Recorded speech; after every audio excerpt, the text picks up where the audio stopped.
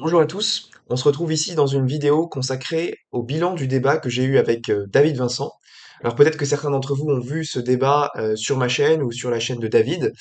Donc si vous l'avez pas encore vu, bah, allez le voir, arrêtez cette vidéo tout de suite, allez regarder ce débat, et puis revenez sur cette vidéo pour regarder un petit peu mon commentaire de débat.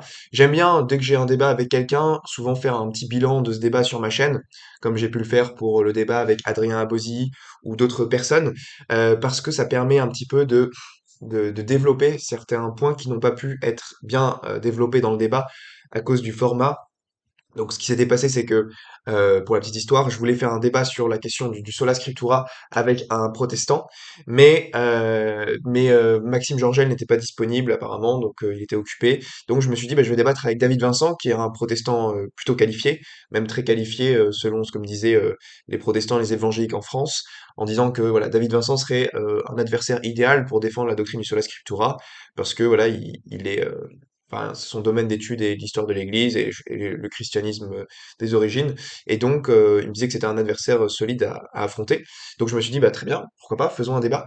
Et en fait, le désavantage, c'est que je n'avais pas du tout accès à l'exposé de David à l'avance, parce que il a terminé son exposé un peu ouais, à la dernière minute le jour même. Donc, je ne savais absolument pas ce qu'il allait dire dans ces 25 minutes d'exposé d'ouverture, parce que dans le format de débat, je rappelle, hein, on a 25 minutes d'exposé moi, 25 minutes d'exposé David, 10 minutes, 5 minutes, et après 15 minutes chacun de questions-réponses.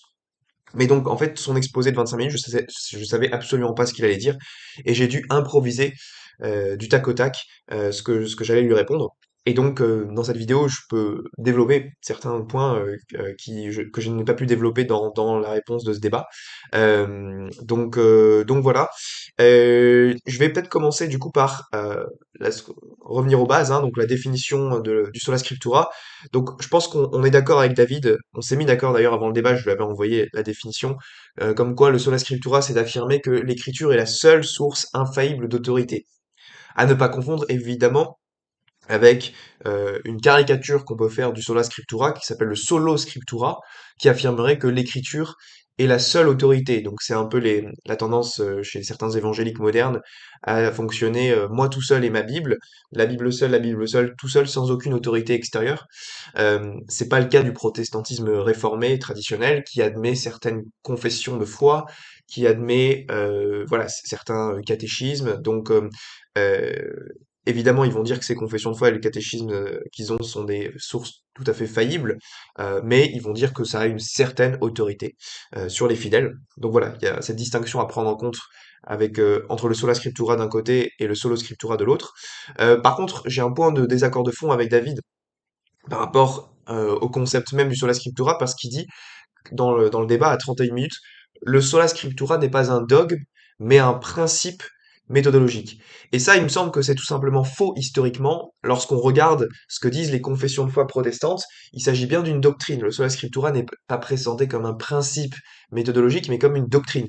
Cette doctrine, elle vient avec les cinq solas protestants traditionnels, donc sola scriptura, sola fide, sola deo gloria, solus Christus, sola gratia. C'est un peu le slogan des cinq solas. Et on va pas me dire que ces cinq solas ne sont pas des doctrines. C'est évidemment des doctrines. Le sola fide, c'est une doctrine. Solus Christus, c'est une doctrine. Sola gratia, c'est une doctrine. Donc, le sola scriptura, historiquement, dans le protestantisme réformé traditionnel, c'est une doctrine et non pas un principe méthodologique. Donc, par exemple, vous pouvez voir la formule de Concorde, qui est une confession de foi protestante assez connue, qui date du XVIe siècle, et qui nous dit We believe, teach and confess that the sole rule and standard according to which all dogmas together should be estimated and judged are the prophetic apostolic scriptures of Old and New Testament. Donc là, il y a bien marqué nous croyons, enseignons et confessons que l'écriture est la seule règle de foi. Donc ici, il est bien question d'une doctrine, d'accord? Sinon, une telle formulation n'aurait pas de sens s'il s'agissait juste d'un principe méthodologique. Alors pourquoi est-ce que David fait euh, pourquoi est-ce que David dit que le sola scriptura est un principe méthodologique et non pas une doctrine? C'est parce que il y a l'argument suivant qui montre que, dans mon exposé, que le sola scriptura est une doctrine autoréfutative. Parce que il y a un syllogisme.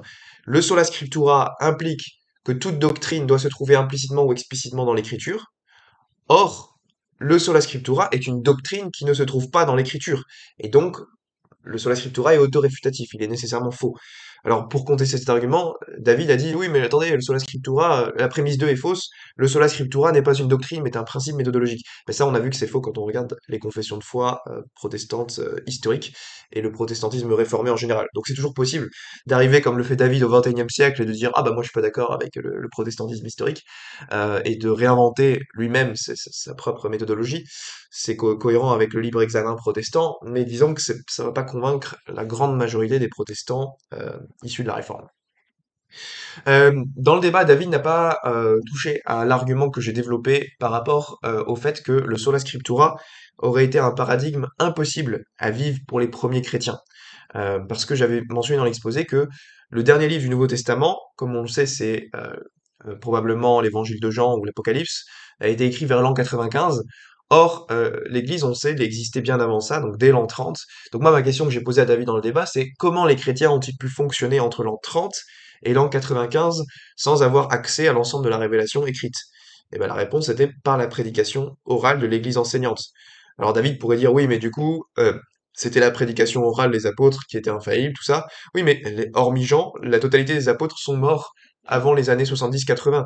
Donc même si on prend la fin du premier siècle, après la mort des apôtres, et avant que l'ensemble du Nouveau Testament soit rédigé et compilé, comment les chrétiens à la fin du premier siècle, qui n'avaient pas accès à l'entièreté du Nouveau Testament, ont-ils fait pour connaître la vérité infaillible sur la foi, alors que les apôtres étaient déjà morts et que la Bible n'était pas totalement écrite? Donc voilà, moi je dirais, c'est la même réponse, c'est que dans l'exposé, j'ai montré que Jésus a fondé une église sur ses apôtres, en leur donnant l'autorité pour enseigner, l'autorité pour lier et délier, en leur disant si quelqu'un n'écoute pas l'église, qu'il soit considéré comme un païen ou un publicain. Donc c'est l'église qui servait d'autorité et de règle de foi pour les questions doctrinales.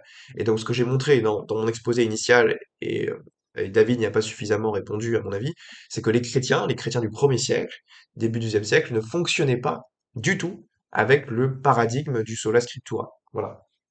Euh, j'ai aussi donné un autre argument auquel David n'a pas répondu dans le débat, c'est un problème logistique. C'est-à-dire que si vous soutenez en tant que protestant que l'écriture est la seule source infaillible d'autorité en matière de foi, alors cela veut dire que la quasi-totalité des chrétiens dans l'histoire ont été privés de cette autorité infaillible parce que la Bible n'a pas pu être distribuée en masse avant l'invention de l'imprimerie au XVe siècle. Donc, comment peut-on croire que Dieu aurait voulu que les fidèles de son Église ne disposent pas de la seule source infaillible de la révélation pendant plus de 1500 ans? Ça semble absolument énorme. Moi, je dirais que les fidèles devraient avoir le droit d'avoir accès à une autorité infaillible qu'ils peuvent consulter en cas de doute pour être sûr qu'ils professent la bonne doctrine. Donc, il faut qu'il y ait un magistère vivant. Voilà, donc ça pose problème que voilà, l'ensemble des chrétiens n'aient pas eu accès la seule source infaillible d'autorité pendant plus de 1500 ans. Euh, dans le débat, on a aussi abordé la question du problème du canon, qui à mon avis est fondamental. Pour moi, c'est un argument vraiment fort contre le protestantisme, le problème du canon. Donc en gros, on peut le résumer de la manière suivante, c'est que la Bible seule ne peut pas fonder ce qui doit être dans la Bible, d'accord? Et là, il y a pas la table des matières de la Bible n'est pas divinement inspirée, d'accord? Et donc il faut nécessairement la tradition apostolique et le magistère pour connaître avec certitude les livres qui doivent être inclus dans la Bible. Ça, c'est la position traditionnelle catholique et orthodoxe. David Vincent répond à ça dans le débat en disant oui, mais Mathieu, tu confonds infaillibilité et certitude. Une source faillible peut très bien nous donner la certitude du canon. Bon, alors ça, il n'a pas expliqué dans le débat hein, cette distinction entre infaillibilité et certitude. En soi, en y réfléchissant, je vois qu'il peut y avoir une subtile distinction en matière épistémologique, mais ce qui est incompréhensible, c'est que David nous dit ensuite, nous avons des arguments qui nous permettent d'avoir la certitude que nous avons le bon canon. Ces arguments reposent aussi bien sur des éléments externes fondés sur la tradition et des éléments internes. Mais il a juste dit ça dans le débat, il a affirmé, mais il n'a rien développé, il n'a rien expliqué. Donc c'est un vrai problème. Il n'a donné aucun argument pour défendre la certitude du canon. Dans le débat, il dit j'ai la certitude que nous avons le bon canon. Il ne donne aucun argument ni interne ni externe pour l'étayer. Comme j'ai montré au niveau des sources externes, il y avait un débat dans les premiers siècles chez les pères de l'Église sur la question du canon.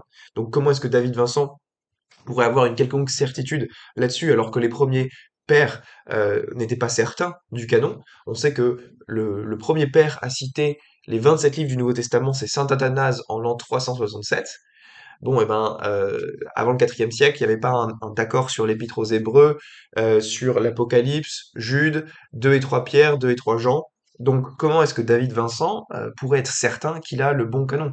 Comment est-ce qu'il pourrait ne serait-ce qu'avoir la connaissance du bon canon? Parce que on objecte souvent en disant oui, mais la connaissance n'implique pas la certitude. On peut connaître des choses sans en être certain, ça c'est un principe en épistémologie.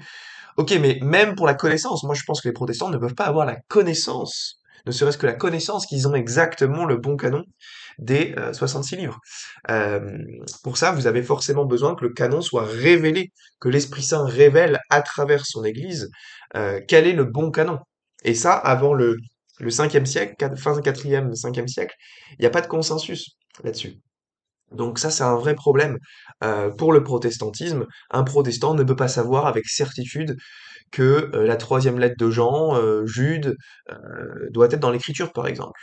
Donc si j'ai envie de le retrancher, si comme Luther, je veux dire, je veux retirer l'épître de Jacques parce qu'elle correspond pas à ma théologie du sola fide, quelle autorité pourrait me dire infailliblement que j'ai tort? Bah, si le protestantisme est vrai, aucune. Donc ça, c'est un vrai problème, surtout que dans la présentation, enfin, dans le débat, David a soutenu qu'il était certain du canon, il avait parlé de certitude, et en même temps, il a affirmé quelque chose qui me semble être contradictoire. Il a dit que le canon n'était pas un canon fermé. Et ça, on y reviendra après. Il a dit le protestantisme n'implique pas un canon particulier à 1h04 du débat. Et il s'appuyait, entre autres, dans le débat sur la conférence de la déclaration de Chicago, euh, fin du XXe siècle, donc c'est 1978, en nous disant le protestantisme n'implique pas de canon particulier. La preuve, la déclaration de Chicago de 1978 ne dit pas qu'il y a un canon particulier. Bon, je suis allé vérifier ça, et il se trouve que c'est totalement faux, hein. La déclaration de Chicago auquel se réfère David affirme bien que le canon de l'écriture est clos et se réfère à un canon particulier. Il nous a dit, au temps de Jésus, il semble bien que le canon de l'Ancien Testament avait été défini. Bon, ça c'est débattable, mais voilà. Mais ils nous disent, le canon du Nouveau Testament est aujourd'hui semblablement clos. Aucun témoignage apostolique ne peut lui être rendu, etc. Donc c'est faux de dire que la déclaration de Chicago n'implique pas un canon particulier. Évidemment, il est question du canon des 27 livres du Nouveau Testament, et que ce canon est parfaitement clos.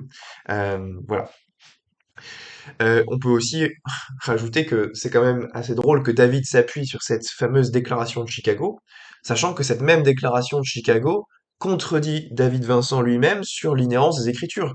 Je rappelle que pour un protestant évangélique, David Vincent est quand même un des seuls à nier l'inhérence des Écritures, le fait que la Bible soit divinement inspirée par Dieu et qu'elle soit exempte d'erreur. Pourtant, la déclaration de Chicago auquel se réfère David affirme bien l'inhérence des Écritures en nous disant que l'Écriture sainte, puisqu'elle est la parole même de Dieu, écrite par des hommes préparés et gouvernés par son esprit, a une autorité infaillible sur tous les sujets qu'elle touche. Nous devons la croire comme instruction de Dieu, etc. Et puis il nous est dit, inspiré par Dieu totalement et verbalement, l'écriture est exempte d'erreur ou de faute dans tout son enseignement. On lèse inéluctablement l'autorité de l'écriture si on limite ou néglige d'aucune manière cette totale inhérence divine. Donc vous voyez, David Vincent contredit lui-même la déclaration de Chicago à laquelle il se réfère.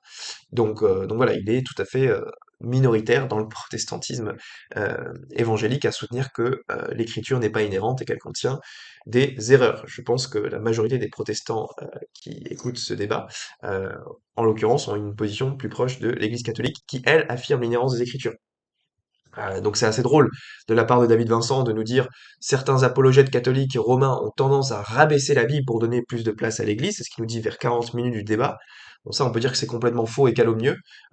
Tous les catholiques qui sont fidèles au magistère professent l'inhérence des Écritures, contrairement à David Vincent. Vous pouvez retrouver ça partout dans les textes du magistère, même c'est repris dans Vatican II, dans Dei Verbum 11, qui dit que tous les livres de l'Écriture ont été consignés sous l'inspiration de l'Esprit Saint, qui sont inspirés en toutes leurs parties, et que toutes les assertions des auteurs inspirés doivent être tenues pour des assertions de l'Esprit Saint, voilà, et que les livres de l'Écriture enseignent fermement, fidèlement, sans erreur, la vérité que Dieu a voulu voir consignée pour notre salut. C'est assez clair. Les catholiques ont une vision très haute de l'Écriture. Nous soutenons l'inspiration divine. C'est enseigné par le magistère bimillénaire de l'Église, n'en déplaise à certains membres de l'exégèse historico-critique qui trahissent l'enseignement de leur propre Église en affirmant que l'Écriture sainte peut enseigner l'erreur sur tel ou tel point. Alors dans le débat, David a aussi fait un homme de paille sur l'objection des milliers de dénominations protestantes. Il nous dit, à 1h06 du débat, On parle souvent des milliers de dénominations protestantes. Cela me fait penser à l'argument des milliers d'erreurs des copies dans la Bible. Bah oui, mais c'est faux. Moi, je n'ai jamais utilisé l'argument des milliers de dénominations protestantes. Euh, Mon argument dans mon exposé initial, si David l'avait bien écouté, disait qu'il y avait de nombreuses dénominations protestantes. Donc, même s'il y avait qu'une vingtaine de dénominations protestantes, ça suffirait néanmoins pour que mon argument soit valable. Le sola scriptura implique forcément, ultimement, une certaine forme de libre examen d'une interprétation particulière de l'écriture pour tel ou tel individu. Et donc, ça aboutit à des divisions doctrinales sur des sujets très importants. Et donc, il y a quand même une multiplicité de dénominations qui émanent du principe du sola scriptura. On le constate factuellement, comme je le dis dans l'exposé, les protestants sont incapables de se mettre d'accord entre eux sur des sujets très importants, comme le baptême des bébés, est-ce qu'on peut perdre son salut après la conversion, sur des questions sur la prédestination, sur la sotériologie, sur l'ecclésiologie, sur est-ce que Jésus est présent dans l'Eucharistie. Les luthériens, les baptistes sont pas d'accord là-dessus. Enfin bref. Euh, et pourtant, chacun dit s'appuyer sur l'écriture seule, d'accord? Donc moi, ce que ça montre, à mon avis, c'est que l'écriture n'est pas toujours claire et que elle n'est pas toujours facile à interpréter, qu'il faut un interprète authentique. Mais donc, pour revenir à ce que dit David ici, moi je n'ai jamais dit il y a des milliers de dénominations protestantes. Ça, c'est un homme de paille. Euh, David a aussi caricaturé l'ecclésiologie catholique à 1h07 du débat, quand il nous dit: Si l'on suit la logique catholique romaine ou orthodoxe, on doit reconnaître qu'en 1054, l'Église du Christ aurait d'un seul coup perdu la moitié de ses membres, à cause du fameux schisme avec l'orthodoxie. Je dirais que ça c'est complètement faux, c'est un homme de paille à l'égard de la théologie catholique. Ce n'est pas vrai que juste parce qu'il y a un schisme matériel entre l'Église catholique et orthodoxe, d'un seul coup, tous les membres de l'Église orthodoxe sont ipso facto séparés du corps du Christ ou de l'Église du Christ. Évidemment, au sein de l'Église orthodoxe, il y a énormément de membres qui sont d'une foi sincère, ardente, qui sont dans l'ignorance invincible de la papauté et de la vraie religion du point de vue catholique, et donc qui font quand même partie du corps du Christ, au moins implicitement, et qui du coup font partie de l'Église et qui peuvent être sauvés par le Christ malgré leur ignorance de la papauté. Donc c'est pas vrai que juste parce qu'il y a un schisme en 1054, l'Église du Christ a perdu d'un seul coup la moitié de ses membres. Ça c'est un homme de paille et une caricature honteuse et outrancière de l'ecclésiologie catholique. Euh, Après, à 1h23 du débat, David affirme: Tu peux trouver plus de différences entre deux paroisses catholiques romaines à Paris qu'entre deux églises évangéliques. Bon, ça, c'est un argument vraiment très, très, très mauvais. Parce que les différences entre les églises protestantes et évangéliques sont de nature doctrinale. Il y a des désaccords doctrinaux chez les protestants, d'accord? Qui se fondent sur leur interprétation personnelle de la Bible. Les catholiques, eux, sont censés se soumettre au magistère et professer la même doctrine. Cette doctrine, vous pouvez la retrouver dans le catéchisme de Saint Jean-Paul II, publié en 1992, qui résume tout ce que les catholiques doivent croire sur la foi. Donc, un catholique sait ce qu'il est censé croire, il suffit qu'il lise son catéchisme, et si des catholiques rejettent des vérités de foi dans telle ou telle paroisse, eh bien, ils sont hérétiques. Et donc, au moins matériellement, parce qu'il faut distinguer l'hérésie matérielle et l'hérésie formelle. L'hérésie matérielle, c'est quand quelqu'un se trompe sur une question de foi, parce qu'il est dans l'ignorance. Et l'hérésie formelle, c'est un catholique qui dirait, oui, je sais que l'Église enseigne tel ou tel point, je sais que l'Église enseigne que l'avortement est immoral, ou que Marie est immaculée conception, ou que le purgatoire existe, mais je le rejette consciemment et délibérément. Bon, bah là, ça serait l'hérésie formelle.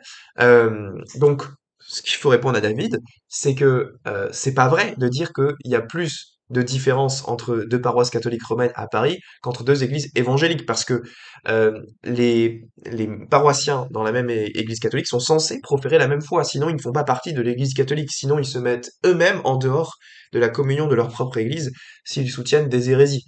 D'accord? Donc ça, c'est vraiment un argument très mauvais.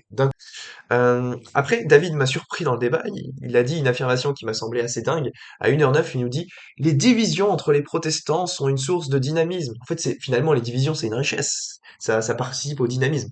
Bon, je dirais non, c'est ridicule de dire ça. La division, c'est une source d'anarchie intellectuelle et de rupture dans l'unité de la foi. C'est une contradiction avec les paroles du Christ qui nous dit qu'il veut que tous soient un, c'est-à-dire tous soient unis dans une seule et même doctrine. C'est ce que nous dit saint Paul, il n'y a qu'une seule foi que tous les chrétiens doivent proférer. Donc c'est pas vrai que des dénominations protestantes qui professent des doctrines complètement en contradiction les unes avec les autres sur des sujets fondamentaux peuvent être une source de richesse et de dynamisme. Ma question pour David Vincent, c'est est-ce qu'il pense que vraiment que les protestants libéraux, que les unitariens qui nient la Trinité, ou que voilà les protestants libéraux qui font la promotion de l'avortement ou de l'homosexualité sont une source de richesse, de dynamisme? Non. Donc c'est absurde de dire que les divisions entre protestants c'est une source de dynamisme ou de richesse. Et David a cité des chiffres pour montrer que ça participait à l'évangélisation dans le monde et que ça pouvait toucher des milieux, tout ça. Donc il a donné un argument statistique. Oui, mais ce à quoi je réponds que les statistiques ne garantissent pas la vérité. On ne fonde pas la vérité d'une position sur le fait que beaucoup de gens se convertissent par telle ou telle manière. Parce qu'avec ce même raisonnement, je pourrais dire aussi les témoins de Jéhovah sont aussi une source de dynamisme et de d'évangélisation missionnaire. Regardez à quel point ils sont missionnaires dans les rues à prêcher sur la Bible. Donc c'est pas parce que on arrive à faire du chiffre que on est dans la vérité. Donc ça c'est un mauvais argument de fonder le de répondre à l'argument des multiples dénominations en disant que du point de vue des statistiques, ça participe à une évangélisation plus large. On peut faire même genre d'argument avec les témoins de Jéhovah, par exemple. Alors, après, il y a une section plus intéressante, c'est quand David Vincent s'appuie sur les pères de l'Église en disant que certains pères de l'Église étaient pro sola scriptura. Alors, moi je dirais non. Certains pères de l'Église auxquels il se réfère, comme Saint Cyril de Jérusalem et compagnie, enseignent la suffisance matérielle de l'Écriture, mais pas la suffisance formelle. Donc ça, c'est bien une distinction qu'il faut bien garder en tête. La suffisance matérielle de l'écriture, c'est de dire que en soi, dans l'écriture, on retrouve tous les germes, tous les prémices pour fonder ultimement la bonne doctrine, l'ensemble de la doctrine chrétienne. C'est un peu comme si vous avez tout le matériel pour fonder une maison, les briques, le bois, le béton, et vous avez tout ce matériel, ces éléments qui sont présents matériellement, mais que derrière il faut le constructeur pour mettre en place la maison. Donc c'est ça la position de la suffisance matérielle de l'écriture, c'est que en soi l'écriture contient au moins implicitement toutes les vérités qui sont nécessaires à la foi. C'est pas pareil que la suffisance formelle de l'écriture qui affirme que formellement l'écriture est claire dans tout ce qu'elle enseigne et qu'elle est son propre interprète, qu'il n'y a pas besoin de l'Église pour étayer la bonne interprétation de l'écriture. Ça, c'est la suffisance formelle et le sola scriptura implique la suffisance formelle, tandis que on peut être catholique et soutenir la suffisance matérielle de l'écriture. Même si ce n'est pas à titre personnel ma position, mais un catholique peut tout à fait soutenir la suffisance matérielle de l'écriture. Donc, pour prouver qu'un père enseigne le sola scriptura, il faudrait trouver un père qui enseigne que l'Église ne peut jamais enseigner infailliblement. D'accord? Donc c'est ça. Si vous voulez trouver des pères de l'Église qui enseignent le sola scriptura, il suffit pas de citer des pères qui affirment que toute la révélation chrétienne peut se trouver implicitement dans l'Écriture sainte. C'est pas suffisant. Il faut aussi prouver que ces pères soutiennent que l'Église ne peut jamais donner infailliblement la bonne interprétation de l'Écriture sainte. Et ça, bon courage pour trouver ça chez les pères de l'Église. À ma connaissance, ça n'existe pas. Alors peut-être que je me trompe, et peut-être que David Vincent trouvera des pères de l'Église qui enseignent que l'Église ne peut jamais enseigner infailliblement, et que la seule source infaillible d'autorité, c'est uniquement l'Écriture. Euh, J'attends de voir. Mais en tout cas, il suffit pas de citer des pères qui enseignent que toute démonstration d'une doctrine chrétienne doit trouver aussi un fondement dans l'Écriture. Ça, c'est ce qu'on appelle la suffisance matérielle. Donc c'est très différent. Alors, David invoque aussi dans le débat le cas de Saint Cyprien de Carthage, qui selon lui serait pro sola scriptura, mais on peut dire que dans la lettre à laquelle il se réfère, on peut dire que Cyprien de Carthage s'est appuyé sur l'écriture pour défendre une doctrine que personne aujourd'hui n'admet, que ce soit protestant, catholique, orthodoxe, à savoir l'invalidité du baptême des hérétiques. Donc aujourd'hui, personne ne soutient que un hérétique qui baptiserait au nom de la Trinité baptiserait de manière invalide. Donc ça, c'est quelque chose qui fait consensus dans toute l'Église primitive, à part Saint Cyprien de Carthage, qui est le seul et isolé sur cette question. Et donc, qu'est-ce que ça montre ça? Bah, ça montre que si on admet que Saint Cyprien de Carthage a enseigné le sola scriptura, bah, ça montre que la seule fois où un père de l'Église s'est appuyé sur le sola scriptura, eh ben, il s'est trompé dans son interprétation de l'Écriture. Voilà. D'ailleurs, on peut dire que bon, Cyprien était dans une phase de sa vie où il s'était trompé sur la question de ce baptême, mais on peut dire qu'auparavant, dans ses lettres, il avait déjà rejeté l'idée du sola scriptura en disant qu'il fallait s'adresser à la source de la tradition divine et qu'en faisant ça, l'erreur disparaissait. Donc c'est compliqué d'affirmer que Saint Cyprien de Carthage enseignait tout au long de sa vie le sola scriptura. Mais on peut dire que, bon, admettons, même si Cyprien avait enseigné le sola scriptura, ce serait un père isolé à l'avoir fait. C'est pas les pères isolés ne sont pas infaillibles. L'Église catholique n'a jamais considéré l'enseignement d'un père isolé comme infaillible. Les pères peuvent se tromper à titre individuel. Dans le catholicisme, ce qui est important, comme vous pouvez le voir à l'écran, c'est le consensus des pairs. C'est le consensus des pairs. Donc, s'il y a un consensus des pairs sur un sujet portant sur la foi ou la morale, sur tel ou tel sujet, alors c'est un bon indicateur d'infaillibilité. Mais voilà, c'est pas le consensus d'un père particulier qui compte. Donc, c'est ce que nous dit le dictionnaire de théologie catholique ici. Si les pairs sont unanimes à enseigner un point de doctrine, leur enseignement doit être considéré comme la doctrine même de l'Église. Un témoignage de cette nature doit être regardé comme infaillible, puisque c'est en définitive l'Église elle-même qui s'exprime par les voix de ses représentants les plus autorisés. Et alors là, le dictionnaire de théologie précise, cette unanimité exclut évidemment une opposition provenant d'un groupe d'une certaine importance, mais n'exclut pas un groupe relativement faible de voix divergentes. Quand il s'agit de la validité du baptême des hérétiques, on a pu en appeler au consensus des pairs, quoi qu'il en fût des certaines résistances de Saint Cyprien et de ceux qui ont suivi son autorité à sa suite. Et après, le dictionnaire théologique catholique conclut en disant, en définitive, l'unanimité qui est requise n'est pas une question de mathématiques, c'est une question d'appréciation, c'est une unanimité morale. Donc, le critère, c'est, il faut regarder si les pairs sont moralement unanimes à enseigner telle ou telle doctrine sur la foi et les mœurs comme divinement révélée. Et évidemment, vous n'avez pas un consensus des pairs en faveur du sola scriptura, ça c'est quasiment, c'est certain.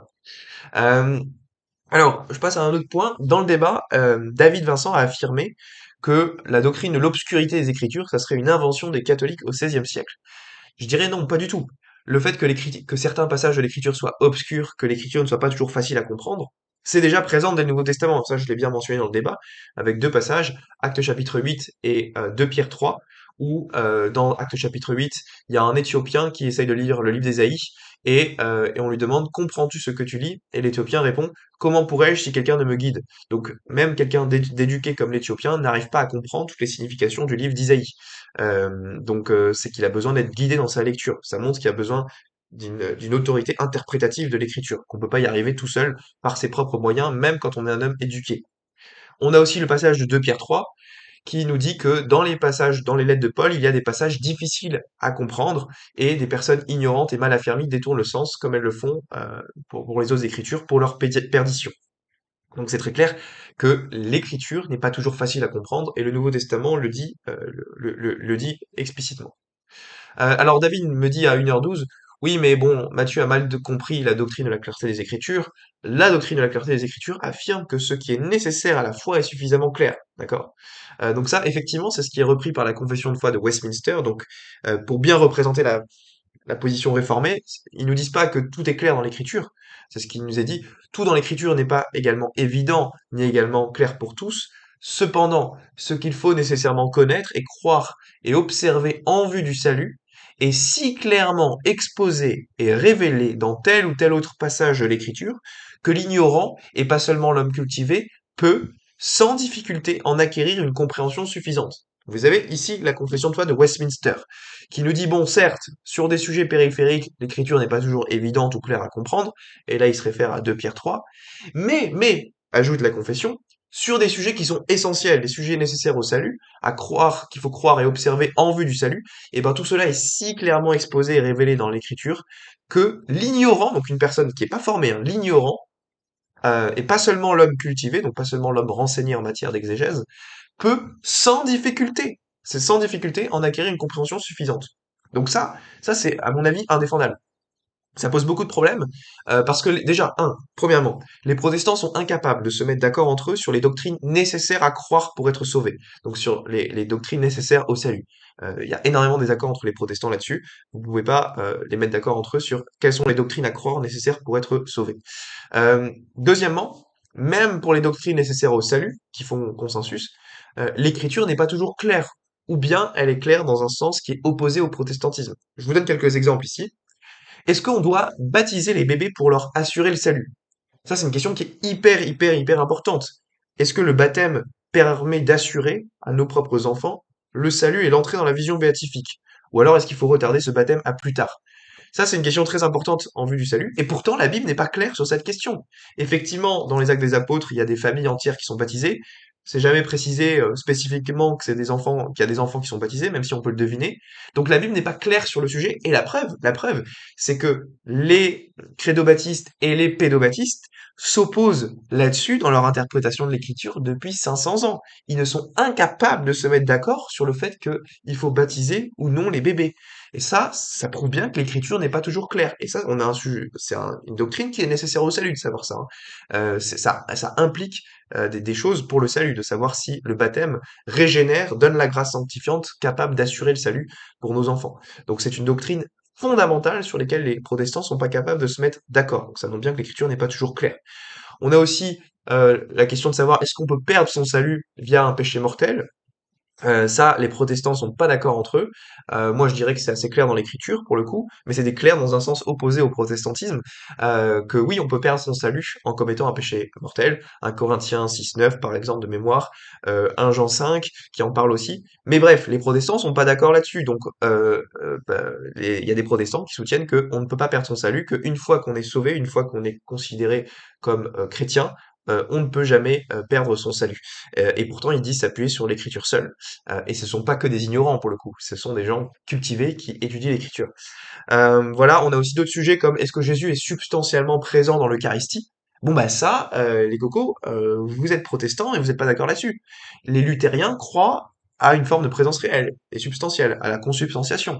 Les calvinistes croient à une forme de présence spirituelle. Ceux qui suivent Zwingli, en général les baptistes, croient à une présence purement symbolique. Donc entre eux, les protestants ne sont pas capables de se mettre d'accord sur le sujet de savoir si Jésus est substantiellement présent dans l'Eucharistie. Et ça, c'est une doctrine nécessaire au salut. C'est absolument nécessaire parce que si Jésus n'est pas substantiellement présent dans l'hostie, alors ceux qui adorent l'hostie, qui pratiquent l'adoration eucharistique, sont dans l'idolâtrie, et donc ils mettent en danger leur salut éternel, parce qu'ils pratiquent l'idolâtrie en adorant un morceau de pain comme s'il s'agissait du Seigneur Jésus. Donc c'est évidemment une doctrine qui est nécessaire au salut, une doctrine absolument fondamentale, sur laquelle l'écriture devrait être claire. Moi, en l'occurrence, je pense que l'écriture est claire sur le fait que Jésus est substantiellement présent dans l'Eucharistie, mais les protestants ne sont pas d'accord avec ça, en tout cas les non-luthériens. Et donc ça montrerait à la limite que l'écriture n'est pas claire sur ce sujet. Donc ça réfuterait leur doctrine de la clarté des Écritures. J'ajoute un dernier exemple qui est la doctrine de la Trinité. Je ne pense pas que la doctrine de la Trinité est si clairement exposée que l'ignorant peut sans difficulté en acquérir une compréhension suffisante. Ça, c'est faux. Il existe des protestants unitariens et des protestants très intelligents, comme Stephen Nemesh, qui nient la Trinité en s'appuyant sur le sola scriptura. On leur dit, oui, mais attendez, la Trinité a été enseignée par les premiers conciles œcuméniques. Et il dit oui, mais non, en fait, c'est pas les premiers conciles œcuméniques qui ont de l'importance, c'est ce que nous dit la Bible. Et moi, quand j'interprète la Bible, je ne vois pas la doctrine de la Trinité. Je pense qu'il y a d'autres manières de l'interpréter qui n'impliquent pas la doctrine de la Trinité. La doctrine de la Trinité, c'est une invention postérieure. Les tout premiers pères apostoliques n'en parlent pas avant Tertullien, donc c'est une invention postérieure. Bah oui, donc ça montre très bien que une doctrine aussi fondamentale pour le salut comme la Trinité n'est pas si clairement exposée que l'ignorant peut sans difficulté en acquérir une compréhension suffisante, puisque vous avez même des intellectuels qui rejettent la doctrine de la Trinité en s'appuyant sur l'écriture. On a aussi Saint Vincent de Lérins, dans le passage que j'avais cité dans le débat, qui montre que la Bible n'est pas toujours claire sur les doctrines essentielles. Alors, il nous dit, il nous fait une liste des hérétiques et il nous dit, tous ne l'entendent pas dans un seul et même sens, les paroles des uns sont interprétées d'une façon, par l'autre d'une autre, on pourrait dire autant il y a de commentateurs, autant il y a d'opinions. Et là, on pourrait se dire, oui, mais bon, c'est sur des doctrines, c'est sur des doctrines non essentielles. Non, non, là, il parle bien des premiers hérétiques qui niait les doctrines fondamentales sur la Christologie. Il cite Eunome, Arius, Apollinaire, Priscillien, et donc il cite les premières hérésies des premiers siècles, et dont certains d'entre eux niaient la divinité du Christ. Donc ça montre bien que l'écriture n'est pas toujours claire, même sur des sujets fondamentaux liés à la Christologie, liés à la Trinité ou des choses comme ça. Et c'est pour ça que Saint Vincent de Lérins conclut en disant c'est pourquoi il est bien nécessaire, en présence de tant d'erreurs aux multiples replis, que la ligne de l'interprétation des livres prophétiques et apostoliques soit dirigée conformément à la règle du sens ecclésiastique et catholique. On peut aussi ajouter un cas très récent, le cas de William Lane Craig sur la clarté des Écritures. Craig s'appuie sur le Sola Scriptura pour défendre des hérésies en Christologie, comme ce qu'il appelle le néo-apollinarisme. Et donc selon lui, selon Craig, le Christ n'avait pas d'âme humaine, ni de volonté humaine. Il n'a qu'une seule volonté, il a la volonté divine, et donc il est dans une Christologie qui est monothéiste. Monothéiste.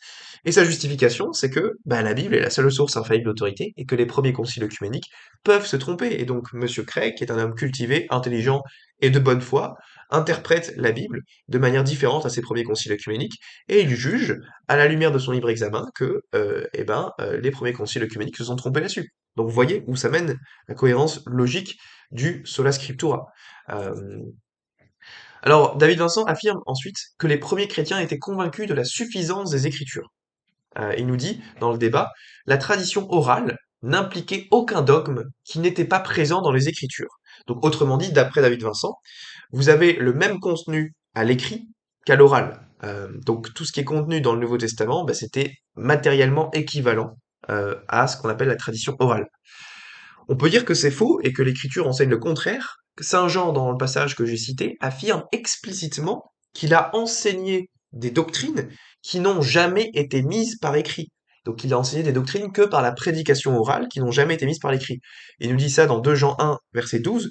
Quoique j'eusse beaucoup de choses à vous écrire, je n'ai pas voulu le faire avec le papier et l'encre, mais j'espère aller chez vous et vous parler bouche à bouche, afin que votre joie soit parfaite. Donc il y a bien des doctrines qui ont été prêchées uniquement par la tradition orale sans avoir été mises par écrit. Et donc c'est pas vrai de dire que le contenu de la tradition orale et de l'écrit est substantiellement identique en tout point. Saint Jean nous dit explicitement le contraire dans ce passage.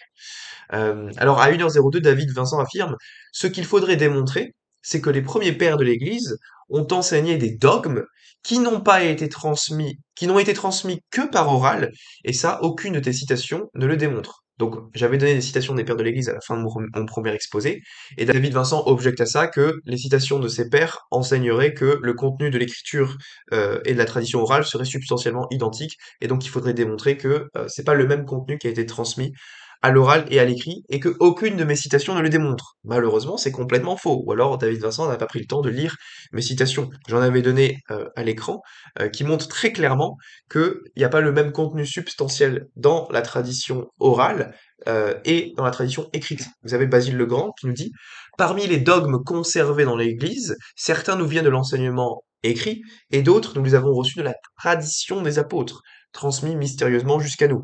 Les uns ont une égale autorité. Vous voyez, il parle bien d'une égale autorité entre les dogmes qui ont été transmis par l'enseignement écrit et les dogmes qui ont été transmis par la tradition des apôtres. Et donc il les distingue bien. Il nous dit, si nous voulons rejeter comme peu d'importance tous les usages dont l'écriture ne dit rien, il nous faudrait condamner par une témérité inouïe des choses que l'évangile nous déclare être nécessaires au salut. Donc Basile le Grand affirme qu'il y a des choses qui sont nécessaires au salut, qui ne sont pas dans l'écriture, dont l'écriture ne dit rien. Donc ça contredit frontalement la doctrine du sola scriptura et l'idée que la tradition écrite et la tradition orale seraient substantiellement identiques en tout. Et il nous dit dans sa lettre sur le Saint-Esprit, pour cette raison, certains dogmes nous ont été transmis sans écrit. Voilà, c'est très très clair, on ne peut pas faire plus clair. On a aussi saint Épiphane de Salamine, que j'ai cité dans l'exposé, qui nous dit c'est une nécessité d'admettre la tradition, car on ne peut pas tout recevoir de l'écriture divine. C'est pourquoi les apôtres nous ont transmis leur doctrine moitié par écrit, moitié par tradition. Voilà. Pas exactement le même contenu substantiel et identique. C'est cohérent avec ce que nous dit saint Jean dans le passage que je viens de citer. On a aussi saint Augustin qui nous dit quant aux choses non écrites que nous conservons par tradition et qui sont pratiquées par toute la terre, on doit comprendre qu'elles nous ont été recommandées et prescrites soit par les apôtres eux-mêmes, soit par des conciles généraux dont l'autorité est si profitable à l'Église. Et il nous dit je regarde cette coutume comme venant directement des apôtres, non pas en ce sens que nous la trouvions formellement signalée dans les écrits apostoliques ou dans les décrets des premiers conciles. Il me suffit de constater que cette coutume a été conservée par toute l'Église. Voilà. David objecte que c'est des pères plus tardifs du IVe siècle et que les premiers pères ne disaient pas ça. Oui, mais c'est pas vrai. Quand on regarde Saint Irénée, par exemple, Saint Irénée va même jusqu'à imaginer le cas où les apôtres n'auraient pas laissé d'écrits et sa réponse est de dire que la tradition orale transmise jusqu'à lui aurait suffi. Et il nous dit, il en résulte de ce que nous avons démontré dans le chapitre qui précède, qu'il ne faut point chercher la vérité autre part que dans l'Église. Et il nous dit, s'il s'élevait un dissentiment de quelque importance entre les chrétiens, ne vaudrait-il pas avoir recours aux églises les plus anciennes, celles qui ont reçu leurs instructions des apôtres eux-mêmes, et s'en rapporter à celles qui décideraient sur le point en litige? Et enfin, si les apôtres ne nous eussent rien transmis par écriture, ne faudrait-il pas suivre la tradition telle qu'elle nous a été communiquée par ceux à qui ces mêmes apôtres nous ont confié l'administration de ces mêmes églises? Vous voyez, saint Irénée dit que s'il n'y avait pas l'écriture, eh ben, le christianisme pourrait être maintenu uniquement par la tradition. Et donc, l'historien protestant Philippe Schaff nous dit que saint Irénée pouvait concevoir un christianisme sans écriture, mais il ne pouvait pas imaginer un christianisme sans la tradition vivante. Voilà. On a aussi Tertullien qui est aussi très primitif, donc il y a un petit débat pour savoir si c'est un père de l'Église. En tout cas, c'est un écrivain ecclésiastique très primitif qui nous dit si l'écriture ne l'a point déterminé, toujours est-il que la coutume, qui sans doute est provenue de la tradition, la confirme. En effet, comment un usage s'établirait-il s'il n'avait sa source dans la tradition? Tu me diras encore que pour valider la tradition, il faut une autorité écrite. Examinons donc si on ne doit admettre de tradition que celles qui ont été écrites. Vous voyez, là, il traite l'objection de David Vincent, qui nous dit, oui, mais ce qui est écrit dans l'écriture, c'est substantiellement la même chose que ce qui a été prêché à l'oral. Et là, Tertullien envisage cette objection en disant, tu me diras encore que pour valider la tradition, il faut l'autorité écrite. Et là, il cite une quantité de choses qui ne sont pas dans l'écriture et qui nous viennent que de la tradition orale. Et à la fin, il conclut, demande-moi un témoignage des Écritures en faveur de ces institutions et de mille autres semblables, tu n'en trouveras aucun, mais on mettra en avant la tradition qui les consacre, la coutume qui les confirme, la foi qui les observe. Et donc Tertullien nous dit, ce n'est pas nécessaire de trouver ces éléments-là dans l'Écriture, ça nous vient de la tradition. Donc c'est pas le même contenu substantiel identique entre l'Écriture et la tradition orale, contrairement à ce qu'affirme David Vincent. Et donc on peut citer aussi l'historien protestant Kelly qui nous dit Tertullien ne limitait pas la tradition apostolique au Nouveau Testament, même si l'écriture était mise de côté, elle se trouverait toujours dans la doctrine proclamée publiquement par les églises. Voilà. Et il dit aussi que cette tradition non écrite, il l'a préférée à l'écriture comme norme dans ses disputes contre les gnostiques.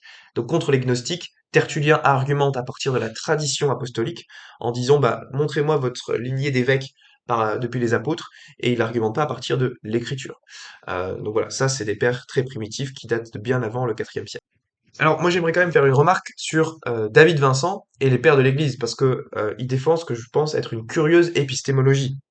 En fait, dans ce débat, moi je suis arrivé avec des arguments bibliques contre le sola scriptura, et à ma grande surprise, David Vincent n'a pas voulu rentrer dans ce débat biblique, en se fondant sur des versets bibliques, il a préféré argumenter à partir des pères de l'Église. Alors ma question c'est, est-ce que il considère que l'avis du consensus des pères de l'Église a de l'importance pour fonder la vérité d'une doctrine chrétienne? Est-ce qu'il est d'accord avec le dictionnaire de théologie catholique pour dire que s'il y a un consensus des pairs qui enseignent une doctrine, alors cette doctrine est forcément vraie? Si oui, alors David Vincent serait lui-même incohérent parce qu'il rejette le consensus unanime des pairs en faveur de la virginité perpétuelle de Marie, hormis Tertullien, personne ne l'a nié. Il rejette le consensus unanime des pairs sur la régénération baptismale, le fait que le baptême agit par un effet immédiat pour nous pardonner de nos péchés. Il rejette le baptême des enfants, qui pourtant a été enseigné par le consensus unanime des pairs, consensus moral. Il rejette l'immoralité de la contraception, qui pourtant a été enseignée par le consensus écrasant, unanime des pairs, des docteurs, des théologiens, jusqu'à 1930. Même les réformateurs étaient contre la contraception. Donc tous les chrétiens dans l'histoire ont été d'accord avec ça jusqu'à 1930. Et David Vincent s'est plié aux exigences de la modernité libérale en acceptant la moralité de la contraception, contrairement à tout ce consensus bimillénaire de l'histoire de l'Église. Il rejette aussi le consensus des pairs sur la nécessité d'obéir à son évêque, notamment ce que dit saint Ignace d'Antioche, si vous n'avez pas d'évêque, vous n'avez pas d'église. Donc bref, il y a beaucoup de sujets que je pourrais nommer sur lesquels David Vincent rejette le consensus unanime des pairs. Donc ma question c'est, est-ce que oui ou non il considère que le consensus des pairs a de l'importance? Si oui, alors il faudrait qu'il soit cohérent et qu'il accepte ces doctrines. Sinon, alors, il est incohérent de sa part de citer les pairs comme étant un argument d'autorité pour fonder la doctrine. Alors, je répondrai à la question de David qui nous demande à un moment dans le débat si l'écriture est suffisamment claire, que reste-t-il au magistère? Mais je disais déjà, l'écriture n'est pas suffisamment claire, je l'ai montré précédemment dans les slides. Deuxièmement, même si l'écriture était suffisamment claire, que resterait-il au magistère? Eh bien, il resterait la capacité à reconnaître le bon canon de la Bible. Ça, je l'ai déjà dit, la Bible seule ne peut pas reconnaître quel doit être le bon canon de la Bible. Donc, vous ne pouvez pas avoir ne serait-ce qu'une connaissance du bon canon biblique sans l'autorité de l'Église et de la tradition apostolique. Euh, il faudrait aussi que le magistère existe pour trancher des questions difficiles sur la foi, sur lesquelles il y a beaucoup de querelles chez les protestants, sur lesquels ils sont divisés, sur la sotériologie, sur les sacrements, sur l'ecclésiologie. Et il y aurait aussi besoin du magistère pour juger des choses en matière de morale, morale chrétienne, donc la bioéthique. Le gros problème du protestantisme, c'est qu'ils n'ont pas de magistère pour trancher des questions éthiques modernes qui se posent à nous maintenant, mais qui n'étaient pas présents dans la Bible à l'époque des apôtres, dans l'Ancien ou dans le Nouveau Testament. Typiquement, la fécondation in vitro. Quelle est la position du protestantisme sur la fécondation in vitro? Il me semble que la grande majorité des protestants l'acceptent, alors que c'est contraire à une saine compréhension de la loi naturelle et de la morale chrétienne. Et ça, l'Église catholique a un magistère pour trancher ces questions en matière d'éthique sexuelle, que ce soit sur la contraception, sur la fécondation in vitro, même sur voilà, d'autres sujets éthiques importants. Et les protestants, là-dessus, n'ont pas de référence de magistère vivant qu'ils peuvent consulter sur ces questions d'actualité. Alors, j'aborde ici l'objection que David Vincent a faite dans le débat en ce qui concerne la peine de mort pour les hérétiques. Il dit oui, mais ton magistère, il est pas fiable en matière de morale, parce que l'Église, pendant le premier millénaire, s'est opposée à la peine de mort pour les hérétiques. Et dans le deuxième millénaire, à partir de l'Inquisition médiévale, XIIe siècle, jusqu'au XVIe siècle, globalement, l'Église a accepté la mise à mort des hérétiques. Donc c'est bien la preuve qu'on ne peut pas faire confiance au magistère. Il s'est auto-contredit là-dessus. Alors déjà, je mentionne que dans son exposé, il dit que c'est un dilemme et que si l'Église s'est trompée là-dessus, alors elle a enseigné un péché mortel. La conclusion s'ensuit absolument pas des prémices. C'est-à-dire que c'est un non sequitur en bonne logique formelle, même si on admettait que l'Église s'était trompée sur la légitimité morale de la peine de mort des hérétiques, il ne s'en suivrait absolument pas que mettre à mort un hérétique obstiné serait forcément un péché mortel. Ça pourrait être un péché véniel, ça pourrait être un péché d'une autre nature, mais la conclusion du péché mortel, elle sort ex nihilo de nulle part. Il n'y a pas de cohérence logique dans l'argument de David. Donc bref, ça c'est déjà un non sequitur. Et on peut répondre du coup sur la peine de mort qu'il faut distinguer la part doctrinale et la part du jugement prudentiel. La doctrine pérenne de l'Église affirme qu'il est légitime que le bras séculier puisse retrancher les membres qui troublent gravement l'ordre public et le bien commun, que ce soit pour les criminels qui commettent des crimes physiques, comme le meurtre ou le viol, tout ça, ou par les criminels qui commettent des crimes spirituels. Et l'hérésie rentre évidemment dans le cadre de ce crime spirituel dans la conception médiévale. Et donc, l'application concrète et pratique de la peine de mort pour les hérétiques n'est pas une doctrine à proprement parler, mais un jugement prudentiel, faillible selon les circonstances de telle ou telle époque. Donc, étant donné que c'est un jugement prudentiel et non pas une doctrine, il n'y a pas de comparaison possible entre le Moyen Âge, où le catholicisme était partout religion d'État, en Occident, et notre monde pluraliste aujourd'hui, où il n'y a plus de religion d'État et chacun est libre de diffuser ses croyances dans la sphère publique. Donc c'est pas du tout il faut prendre en compte le contexte sociétal pour pouvoir déterminer si tel jugement prudentiel est bon ou non. Donc l'objection de David ne relève pas d'une objection doctrinale de principe, mais plutôt d'une erreur d'application d'un jugement prudentiel. Et ça, les jugements prudentiels à travers les époques sont faillibles. Donc un catholique peut très bien s'opposer à ce que pendant l'Inquisition médiévale, on ait mis à mort telle ou telle personne. C'est tout à fait compatible avec la doctrine de l'Église qui est que, en principe, l'État a le droit de mettre à l'écart ou de retrancher les membres qui trouvent gravement le bien commun. Voilà. Et alors David nous dit, bah regardez, les catholiques sont incohérents parce qu'ils affirment que il y a un consensus, que le consensus des pères est infaillible. Pourtant, il y a un consensus des pères contre la peine de mort pour les hérétiques. Or ça c'est faux. J'ai regardé, hein. La majorité des pères sont tout simplement silencieux sur la question.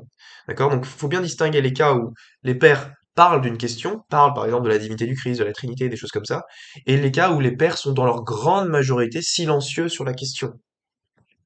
Donc, pour ce qui est de la peine de mort des hérétiques, la grande majorité des pères étaient simplement silencieux sur la question. Et deuxièmement, j'ai trouvé certains pères qui, contrairement à David Vincent, affirme que la peine de mort pour les hérétiques obstinés qui sèment le trouble dans la cité était légitime. Donc je vais vous en citer quelques-uns.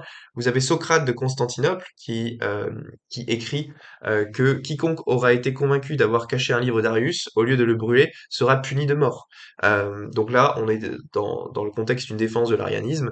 Il s'attaque à Arius et à ceux qui cherchent à défendre ses livres. Il dit qu'il faut que les livres soient brûlés, les livres d'Arius soient brûlés pour pas que l'hérésie se diffuse. Et il dit que si quelqu'un a caché un livre d'Arius, il faut qu'il soit puni de mort. Bon voilà. Donc quelqu'un qui défend la peine de mort pour un hérétique. Aussi Saint Léon le Grand qui se félicite de la livraison d'un des hérétiques lors d'une lutte contre les erreurs des priscillianistes, et il nous dit c'est à juste titre que nos pères ont agi avec fermeté, que cet égarement impie soit chassé de toute l'Église. Les princes du monde également ont abominé à ce point cette folie sacrilège qu'ils ont abattu son auteur Priscillien par l'épée des lois publiques. Donc, il dit que c'est à juste titre que Priscillien a été abattu par l'épée des lois publiques pour son hérésie.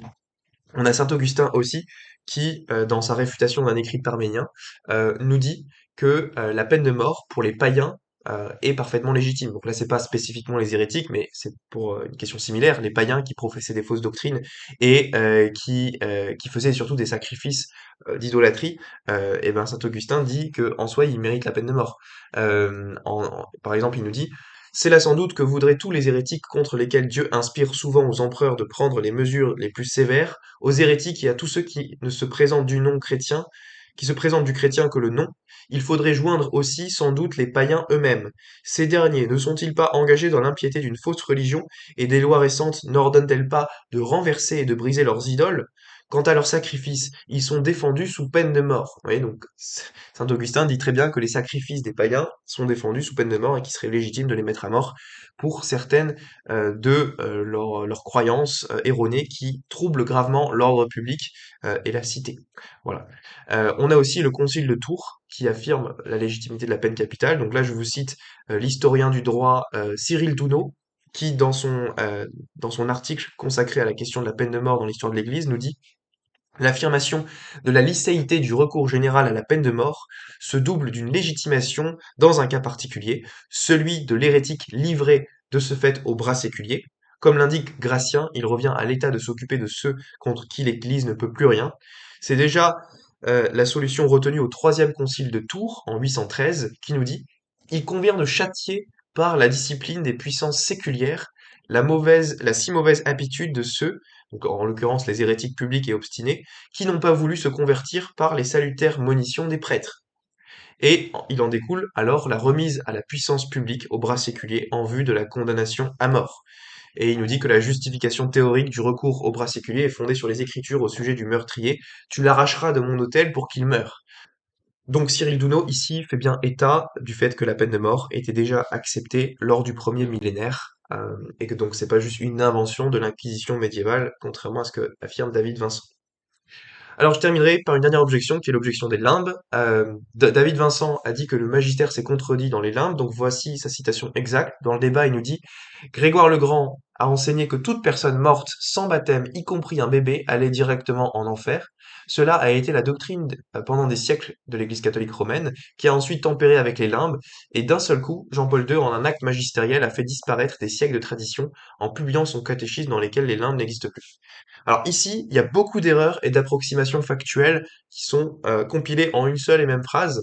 Premièrement, l'enseignement de Grégoire le Grand, auquel se réfère David Vincent, n'est pas un acte magistériel adressé à l'Église universelle, mais il se trouve dans son commentaire du livre de Job, et donc ce n'est pas un acte du magistère, mais l'opinion privée du pape qui reprend à titre privé la position radicale de saint Augustin, dans un de ses commentaires du livre de Job. Et voilà, ça n'est en rien un acte du magistère qui s'impose à l'Église universelle. Deuxièmement, le fait que les bébés morts sans baptême aillent dans la géhenne n'a jamais été la doctrine du magistère de l'Église, même si c'était une opinion largement répandue chez Augustin et chez ses fidèles, chez les augustinistes. Mais ça n'a jamais été dogmatisé par l'Église. Et alors, l'affirmation comme quoi d'un seul coup Jean-Paul II, en un acte magistériel, a fait disparaître des siècles de tradition en publiant son catéchisme dans lequel les limbes n'existent plus, Pareil, c'est faux. Les limbes, certes, ne sont pas mentionnées dans le nouveau catéchisme de l'Église catholique, mais à aucun moment elles ne sont niées. D'accord? Le catéchisme ne dit pas les limbes n'existent plus, vous ne pouvez pas y croire. Euh, et donc, il y a un passage sur le salut des bébés morts sans baptême, catéchisme de l'Église catholique 1261, en disant, quant aux enfants morts sans baptême, l'Église ne peut que les confier à la miséricorde de Dieu. Et il nous dit, il est permis d'espérer qu'il y ait un chemin de salut pour les enfants morts sans baptême. Il n'est pas dit dans le catéchisme que nous sommes certains du salut des enfants morts sans baptême, d'accord? On peut pas en avoir la certitude, parce que le seul moyen certain que l'on connaît pour assurer le salut des bébés, c'est par le baptême d'eau. Mais l'Église nous dit, bah voilà, vous pouvez espérer que Dieu ait prévu d'autres moyens qui lui sont connus pour retirer à ses enfants le péché originel, pour les faire entrer dans la vision béatifique. Mais le catéchisme n'enseigne pas que nous sommes certains qu'ils soient sauvés, qu'ils sont sauvés. Donc voilà, les limbes ne sont pas niés dans ce catéchisme. Donc c'est faux de dire que Jean-Paul II, d'un seul coup, par un acte magistériel, a contredit les limbes. C'est faux. D'ailleurs, il y a la Commission théologique internationale en 2007 qui publie un document sur les limbes dans une perspective un peu plus critique en disant que voilà, on n'est pas obligé de soutenir les limbes en tant que catholique. Euh, et il nous dit l'affirmation selon laquelle les enfants qui meurent sans baptême souffrent de la vision béatifique a longtemps été considérée comme la doctrine commune de l'Église, laquelle doit être distinguée de la foi de l'Église. Donc il nous dit bien, c'est l'opinion commune des théologiens à travers des siècles, mais c'est pas la foi de l'Église. Et par contre, cette théorie nous dit qu'elle demeure une opinion théologique acceptable. C'est très explicitement marqué au numéro 40-41 du document. Outre la théorie des limbes qui demeure une opinion théologique possible, il peut donc y avoir d'autres manières d'intégrer, de sauvegarder les principes de la foi fondés dans l'Écriture. Donc, c'est pas vrai de dire que l'Église, aujourd'hui, a contredit frontalement l'hypothèse des limbes, parce que le document même qui est le plus critique à l'égard des limbes, qui n'est pas un document du magistère d'ailleurs, dit explicitement que la théorie des limbes demeure une opinion théologique possible. Donc c'est pas vrai de dire qu'il y a une contradiction formelle dans l'enseignement de l'Église à ce sujet, cher David Vincent. Il faudrait mieux étudier les sources dont vous parlez. Donc il n'y a pas de contradiction formelle. Premièrement, l'Église n'a jamais dogmatisé l'existence des limbes, et deuxièmement, elle n'a jamais formellement condamné la doctrine des limbes. Donc vous pouvez être catholique aujourd'hui et croire encore aux limbes, ou ne pas y croire. Voilà, c'est une opinion théologique. Euh, pour qu'il y ait une contradiction réelle, il faudrait que David prouve que l'enseignement de l'Église a enseigné infailliblement l'existence des limbes et qu'elle a nié infailliblement cet enseignement dans un enseignement postérieur. Donc c'est ça qu'il faudrait prouver pour que l'argument de David soit valable ici. Donc, je terminerai cet exposé par un petit défi pour David, qui serait comment prouver que l'Église s'est vraiment contredite. Donc si vous êtes protestant et que vous voulez vous attaquer sérieusement au catholicisme, au magistère de l'Église, il vous faut prouver que le magistère de l'Église s'est auto-réfuté dans ses propres principes, et donc pour cela il faudrait montrer que il y a deux propositions contradictoires qui ont été enseignées par l'Église avec toutes les conditions requises pour l'infaillibilité, et que ces deux propositions voilà, sont incompatibles, contradictoires entre elles. Donc, je rappelle ici pour ceux qui ignorent les conditions de l'infaillibilité peut s'exercer en trois circonstances, ou bien par le pape seul lorsqu'il parle ex cathedra, ou bien par les jugements solennels d'un concile œcuménique, donc le pape et l'ensemble des évêques en communion avec lui, lorsqu'il déclare pour l'Église tout entière qu'il faut tenir de manière définitive une doctrine concernant la foi ou les mœurs, ou bien par le magistère ordinaire et universel, donc c'est-à-dire le pape, en communion avec l'ensemble des évêques répandus à travers le monde, qui, dans une unanimité morale, enseignent une doctrine comme divinement révélée ou en lien avec la révélation, ou devant être tenue de manière définitive. Voilà les trois modes d'exercice de l'infaillibilité. Donc, cher David Vincent, si tu veux montrer que le pape, la papauté est fausse par exemple, que le pape s'est contredit dans ses enseignements du magistère, il faudrait que tu trouves simultanément deux enseignements du pape qui remplissent les critères ex cathedra et qui sont simultanément incompatibles. Ou alors deux enseignements d'un concile œcuménique ou en contradiction avec un pape lorsqu'il enseigne ex cathedra qui se contredisent entre eux, avec toutes les conditions de l'infaillibilité. Voilà, merci de votre écoute, j'espère que cette vidéo de clarification aura été utile, et puis je vous souhaite à tous une très bonne